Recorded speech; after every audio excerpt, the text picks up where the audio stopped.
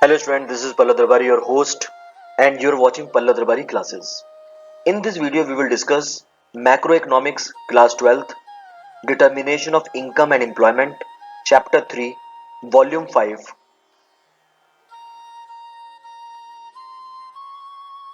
In this series, we will discuss deflationary gap, inflationary gap, and the measures to check inflation and deflation. In the previous video, we have already discussed deflationary gap, and in this video, we will see inflationary gap. In the inflationary gap, we will discuss excess of demand, we will discuss inflationary gap, we will see the causes of inflation, and we will also discuss the impact of excess demand. Let us start the class with the meaning of excess demand. Listen, in the previous video we have seen the deficit demand. So excess demand is the reverse of the deficit demand. The question is, what is excess demand? If the actual aggregate demand for output is above the full employment level of output, then it is called excess demand. In a very simple word, we can say that when the actual demand is above the expected demand, it means when the actual demand is above the proposed demand, it is called excess demand. And we know that the excess and the deficit demand arises because of the difference between actual demand and the proposed demand. Excess demand occurs when the actual demand is above the proposed demand, and deficit demand is just the reverse of the excess demand. It can be represented as ADE greater than ADF. ADE means aggregate demand at equilibrium point or actual aggregate demand. ADF means aggregate demand at full employment level. Here, excess demand refers to a situation where the aggregate demand for output, it means actual aggregate demand, is more than the full employment level of output. Let us discuss what is inflationary gap, because this arises because of excess demand. Let us see the definition. Due to the excess of aggregate demand, there exists a difference between the actual level of aggregate demand and full employment level of demand. This difference is termed as inflationary gap. We have seen the difference between the actual and the proposed, and this difference between the actual and the proposed aggregate demand is called inflationary gap. This gap measures the amount of surplus in the level of aggregate demand. Graphically, it can be represented by the vertical distance.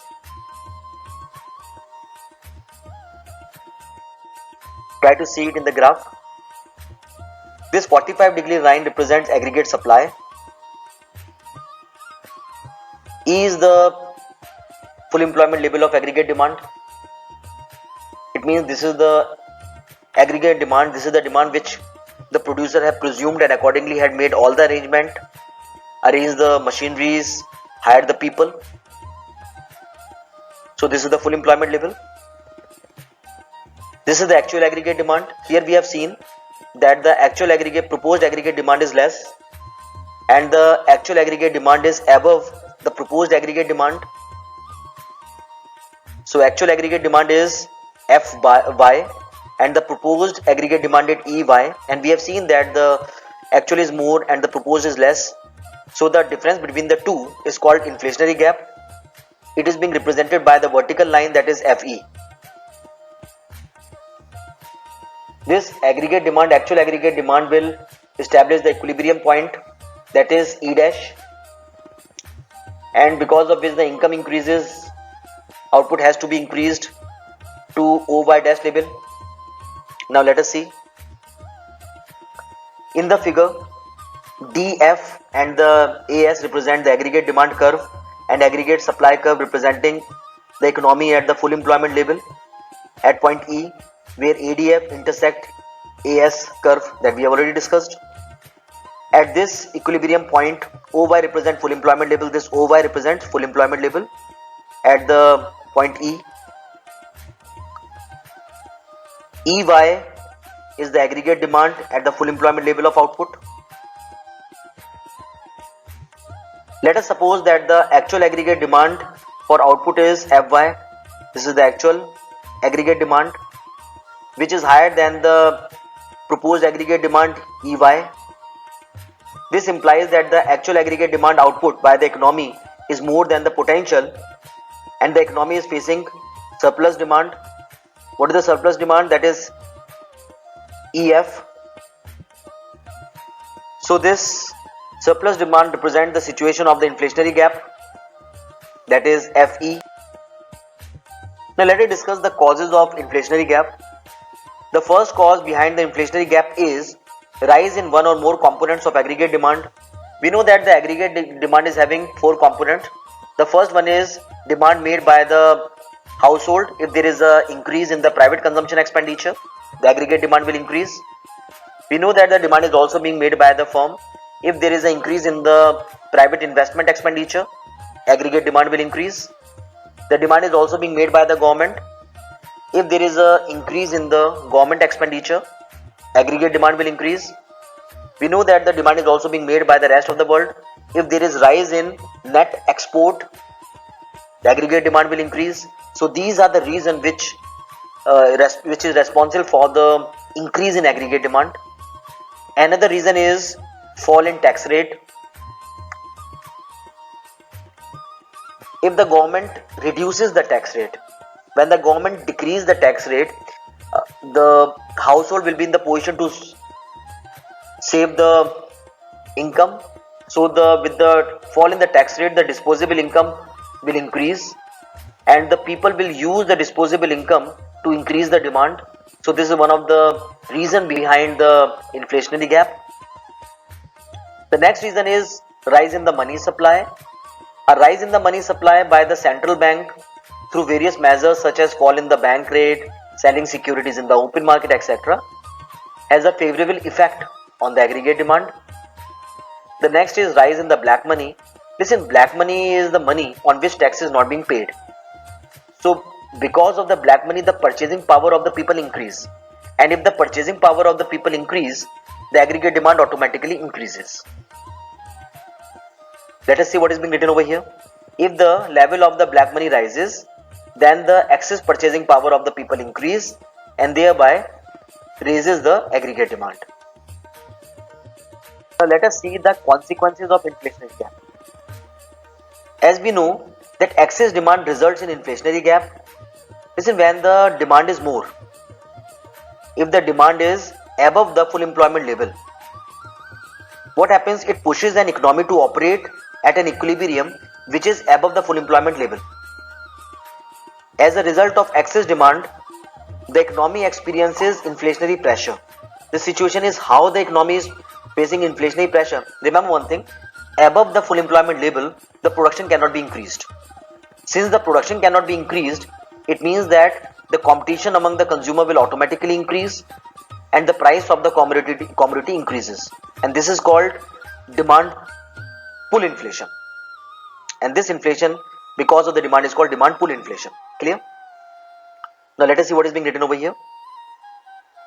As a result of excess demand, when the demand is increasing, the economy experiences inflationary pressure. I mean, the competition among the consumer will increase and the price will increase. This in turn leads to a situation known as wage price spiral. So because of excess demand, the economy experiences inflationary pressure, and this situation is called wage price spiral. This situation is basically about who will bear the increase in the price level. If the prices are increasing, the question is who will bear, the producer or the consumer.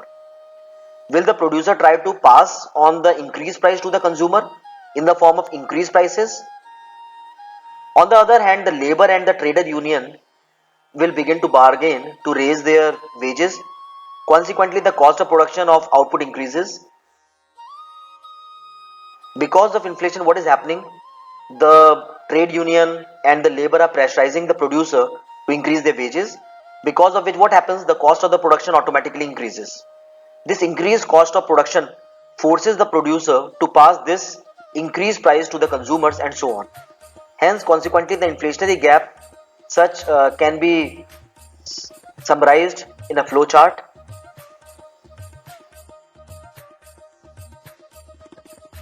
Since the supply cannot be increased, when the demand increases, what happens? Automatically the price increases. Since the availability of the goods are less in the market, so what is happening? To make the goods available, the price of the product automatically increases because the competition among the consumer increases, and as a result of which the price automatically increases.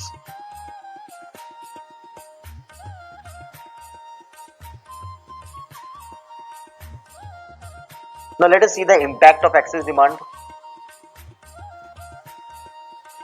Let us see the impact of employment. As there is full utilization of resources available in the economy, thus there is full employment.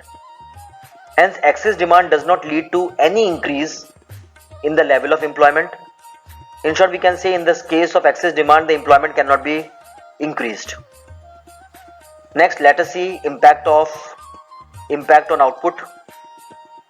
Since the resources have already been utilized to the fullest, thus excess demand does not lead to increase in the output. Output will not be increased. Next is impact on prices.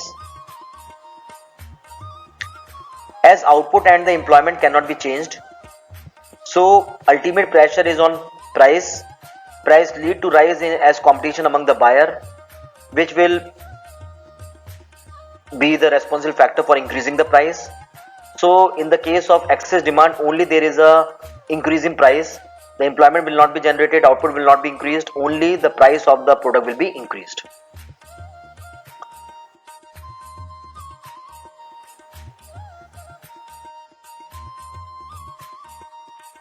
That's all I have in this video.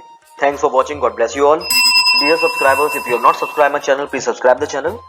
And don't forget to press the bell icon so that whenever I upload the new video, you get the notification.